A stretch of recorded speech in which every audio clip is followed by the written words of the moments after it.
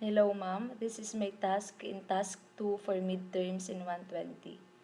Number 1, expound why and when to use community activities, group investigation, and jurisprudential in teaching social studies. It is important to use community-based learning in school to help students better absorb, retain, and transfer knowledge as well as improve their retention and engagement. This provides ideas for collaborating with a community partner on campus to provide students with an authentic learning experience. Students are presented with a real life problem, a pertinent question, or a research subject connected to the course content by community partners in the classroom. Students use what they have learned in class to assess the situation, reflect on what they have learned, and propose achievable solutions to the community partner's problem or need during the course of the semester. Group investigation is a cooperative structure that allows students to create and execute a course of study. It improves the critical thinking skills of the students, and the students will surely have contribution in doing this kind of activity.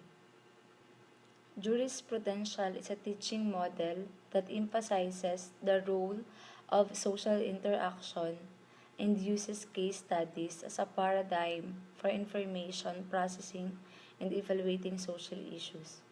This is important because it helps students to improve dialogue skills with the primary goal of explanation and issue solutions, view dialogue as a process of mutual inquiry and explanation rather than a battleground, instill in kids an attitude that recognizes that everyone has the right to their own views, and assist pupils in comprehending that values are complex in that they can assess situations using rational thinking. It is best to give when the students are having an activity that tackles about policies and such.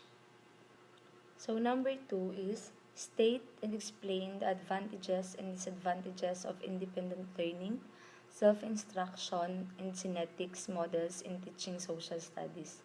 The advantages of independent learning are students can make their own schedule on when to study. Students not that much stress about failing in front of other students and can be more focused on learning instead of talking with others. The disadvantages of this are there are times that students may be lost in thoughts, and sometimes students don't have self-discipline. The advantages of self-instruction are students have their own timeline and they are the ones who is responsible for their school activities and learning. The disadvantages are just like in independent learning, self-discipline may be forgotten and students may not be motivated in finishing a specific task.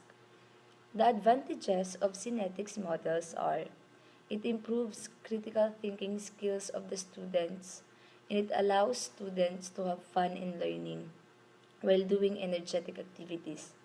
The disadvantage are some students might find it tiring and time consuming.